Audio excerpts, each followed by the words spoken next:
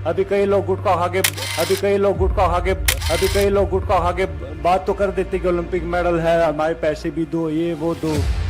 तो भैया पहले भी हमने बात कही थी इस बात में कि भैया अगर सरकार चाहेगी तो हम कहते हैं कि वो पैसे भी दे देंगे उनको, अगर ज़्यादा इनको दिक्कत है इस चीज़ से। हाँ, आप ट्रेनिंग कर रहे होते पहले वहाँ जीतना पड़ता है, जहाँ पर अखाड़े होते हैं वहाँ जीतना पड़ता है, नंबर 1 बनना पड़ता है उस वेट में।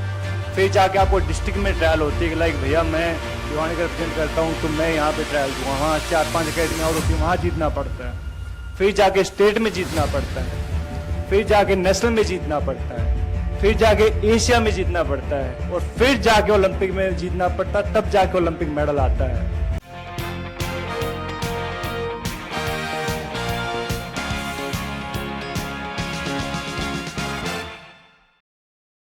पहलवान खिलाड़ियों के समर्थन में पहलवान खिलाड़ी उतर चुके हैं। यहां पर पहलवान खिलाड़ियों ने ये कह दिया कि आखिर क्यों यहां पर बीजेपी सरकार चुप है।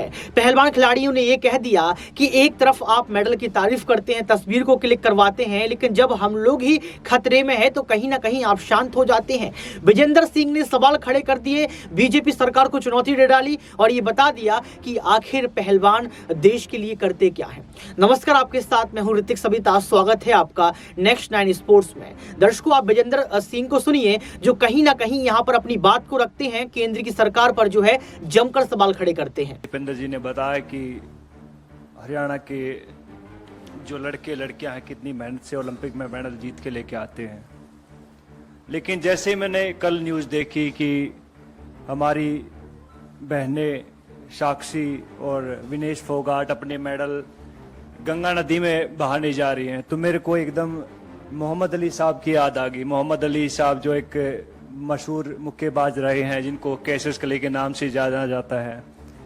जब उनके ऊपर जब यूएस में गोरे काले की नीति चल रही थी और उनको एक रेस्टोरेंट में दाखिल नहीं होने दिया जा रहा था कि उन्हें बताया कि मैं ओलंपिक गोल्ड मेडलिस्ट हूँ, तो उन्होंने उसको बाहर फेंक के मारो, बोला कि तेरे जैसे ओलंपिक मेडलिस्ट बहुत आते हैं।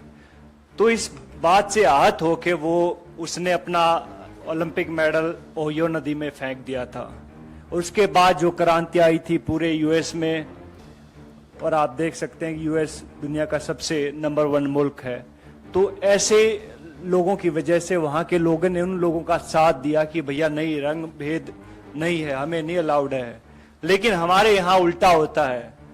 हमारे यहाँ जब हमारी बहनें ओलंपिक मेडल नदी में फेंकने जाती हैं तो वहाँ सबसे पहले उनका मजहब पूछा जाता है, हिंदू हैं या मुस्लिम हैं, चलो हिंदू हैं।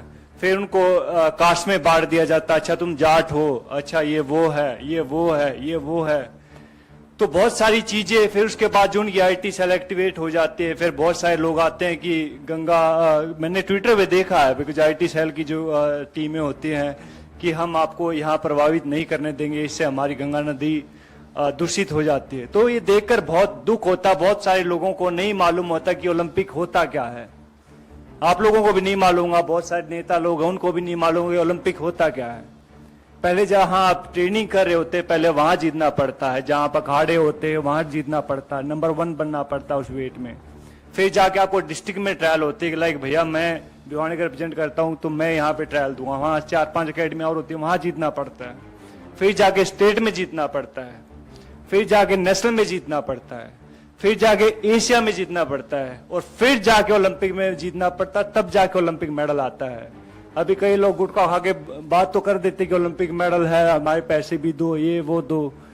तो भैया पहले भी हमने बात कही थी इस बात में कि भैया अगर सरकार चाहेगी तो हम कहते हैं कि वो पैसे भी दे देंगे उनको, अगर ज्यादा इनको दिक्कत है इस चीज से।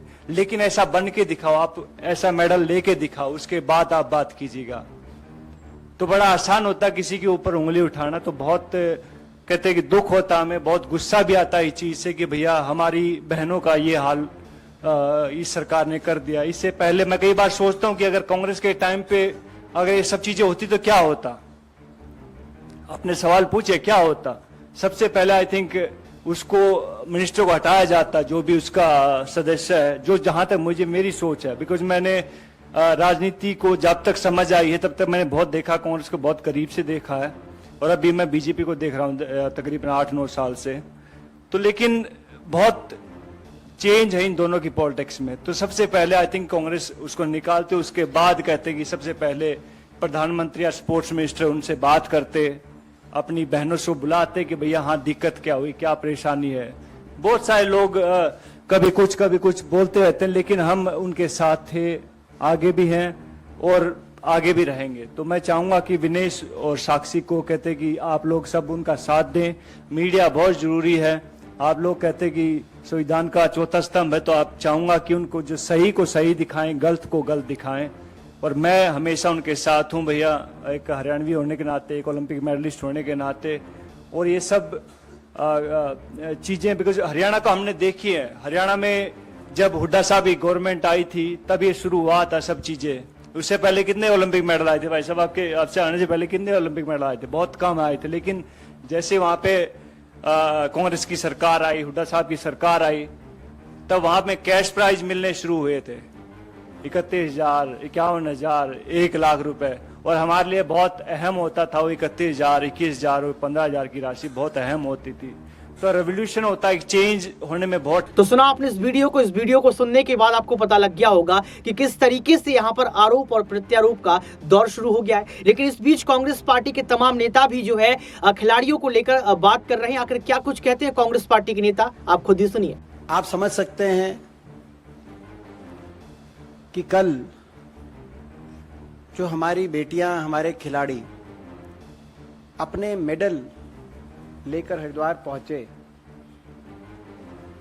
उनके दिलों में, उनके मन में कितना दुख होगा, कितनी टीस होगी।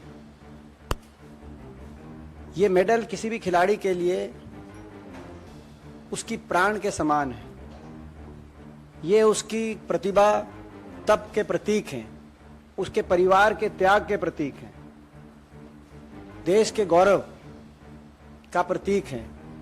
इन मेडल्स में उन खिलाड़ियों के अखाड़ों की मिट्टी की सुगंध आती है, उनकी पसीने की खुशबू इन मेडल्स में से आती। और इन मेडल्स को बहाना किसी भी खिलाड़ी के लिए अपने प्राण त्यागने से कम नहीं। ऐसा दुखद उनका सरकार, कैसी सरकार होगी जिसने उनको मजबूर कर दिया ये सोचने पे। कितनी असंवेदनशील सरकार, निर्दयी सरकार, जुल्मी सरकार, जिस सरकार से उनको न्याय की उम्मीद तक नहीं थी और वो वहां पहुंच गए। मगर उससे बड़ा सवाल हम पूछना चाहते हैं माननीय प्रधानमंत्री जी से और सरकार से कि सरकार की तरफ से अपील तक नहीं की गई। जो मंत्री, प्रधानमंत्री जी से लेकर खेल मंत्री तक जो मेडल आते थे तो इनके साथ तस्वीर खिंचाने के लिए एक के बाद एक लाइन लगा देते थे। वो आज अपील तक नहीं करी उन्होंने। दुनिया में क्या संदेश गया आप अंदाजा लगा सकते हैं। उन्होंने ये भी नहीं कहा कि आपके साथ न्याय होगा, हम निष्पक्ष जांच कराएंगे, ऐसा मत करिए। यानी कि एक संदेश गया कि आपको तो खिलाड़ियों से ही नहीं, आपको तो इन मेडल से भी घृणा है।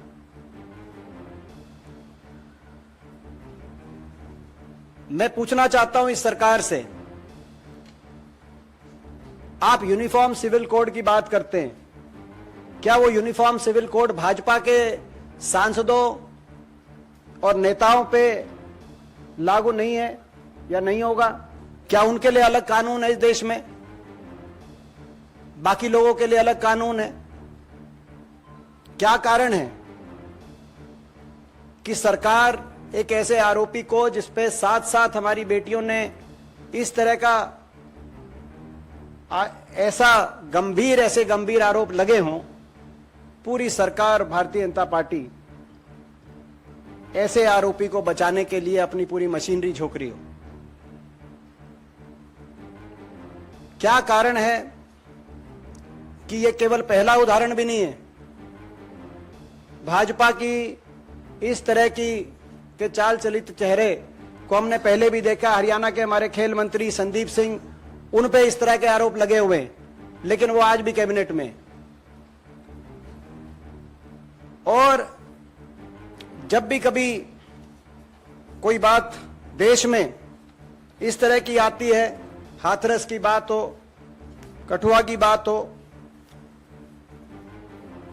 हरियाणा में मंत्री संदीप सिंह पे लगे आरोपों की बात हो, या अभी बृजभूषण सांसद पे बात हो, क्यों एक पार्टी ऐसे आरोपियों को बचाने के लिए, का बचाव करने के लिए, एक राजनीतिक दल, नारा था इनका बेटी बचाओ बेटी पढ़ाओ, अब वो नारा खोखला सुनाई दे रहा है। और वो नारा अब लगता है कि नारे की परिभाषा अब हो गई है कि बेटी बचाओ और बेटी भाजपा के नेताओं से बचाओ। क्योंकि यदि अगर भाजपा के किसी नेता पे, पदाधिकारी पे गंभीर आरोप लगेंगे किसी बेटी के साथ कोई गलत हरकत करने के, तो सरकार उन बेटियों को न्याय नहीं दिलवाएगी, सरकार उन बेटियों की नहीं सुनेगी। जहां हम प्रश्न पूछ रहे हैं कि प्रधानमंत्री जी ने अपील तक क्यों नहीं करी, खेल मंत्री ने अपील तक क्यों नहीं करी, सरकार ने अपील तक क्यों नहीं करी, वहां दूसरा पहलू यह है कि जो आरोपी है बृजभूषण सांसद, भाजपा सांसद, उनका एक बयान आया कि ये मेडल तो 15 रुपए में मिल जाते हैं, 15 रुपए में। अगर ऐसा है तो ये देश और कांग्रेस पार्टी जितने वो कहेंगे हम उतने रुपए उनको दे देते हैं, तैयार हैं, वो मेडल खरीद के दिखाए, ओलंपिक के मेडल। क्या कारण है कि आज देश की आजादी से अब तक 23 इंडिविजुअल मेडल आए, देश के 23 इंडिविजुअल मेडल। इन 23 इंडिविजुअल मेडल में से 11 अकेले हरियाणा प्रदेश के मेडल हैं। आज आप बेटियों के न्याय दिलाने के प्रश्न को राजनीतिक, प्रादेशिक, धर्म, जाति की परिभाषा से, दृष्टि से के आधार पर देख रहे हैं। ये देश, भारत देश वो देश है, हमारी देश की संस्कृति वो संस्कृति है। यहां हर बेटी की इज्जत पूरे देश की इज्जत है। यहां पे अपने दुश्मन की बहन बेटी को भी अपनी स्वयं की बहन बेटी के रूप में देखा जाता है। ये वो देश है। और किसी बेटी की इज्जत को किसी प्रदेश की, धर्म की, जाति की, भाषा की या राजनीति की दृष्टि से नहीं देखा जा सकता। और कोई बेटी अगर न्याय की गुहार करे, उसको न्याय दिलाना राज धर्म की परिभाषा है। ये वो देश, यही वो देश है। हम बीजेपी की सरकार को चेताना चाहते हैं, जहां पे नारी का, एक नारी के अपमान से महाभारत हुआ कुरुक्षेत्र में। आपने जब एक और संसद भवन का उद्घाटन हो रहा था, जिस तरीके से बेटियों को घसीट घसीट के दुनिया के सामने जो नजारा आपने दृश्य रखे, हम चेताना चाहते हैं आप देश की के धैर्य की परीक्षा और ना लें। दुखद है कि इस मामले को, जैसे मैंने कहा कि राजधर्म में बेटी की इज्जत सर्वोपरि है, लेकिन इस मामले को अलग अलग दृष्टि से देखा जा रहा है। आखिर हरियाणा से, अगर हरियाणा की बात करते हैं, क्या हरियाणा की बेटियों की इज्जत और हरियाणा की बेटियों को न्याय इस देश में नहीं मिलेगा? आखिर क्यों खिलाड़ियों से, मेडलों से ये इतनी घृणा कर रहे हैं? गौरवशाली इतिहास है हरियाणा प्रदेश का। बॉक्सिंग में मैं एक उदाहरण देना चाहता हूं। 23, जैसे मैंने कहा कि 23 हमारे तो सुना आपने इस वीडियो को सुनने के बाद आपको पता लग गया होगा कि सच्चाई क्या है, हकीकत क्या है। अब देखना ये पड़ेगा कि 9 जून तक क्या बीजेपी सरकार ब्रजभूषण शरण सिंह को गिरफ्तार करवा लेती, और अगर नहीं करवाती है गिरफ्तार तो खाप पंचायत का फैसला क्या होगा। जो खिलाड़ी यहाँ पर समर्थन कर रहे हैं वो खिलाड़ी किस तरीके से ब्रजभूषण शरण सिंह पर जो है यहाँ पर हमला करेंगे या किस तरीके से उनको घेरने का प्रयास करेंगे, और गृह मंत्री अनुराग ठाकुर तमाम लोग मिलकर क्या बड़ा फैसला लेंगे। आज के लिए सिर्फ इतना ही। देखते रहिए नेक्स्ट 9 स्पोर्ट्स।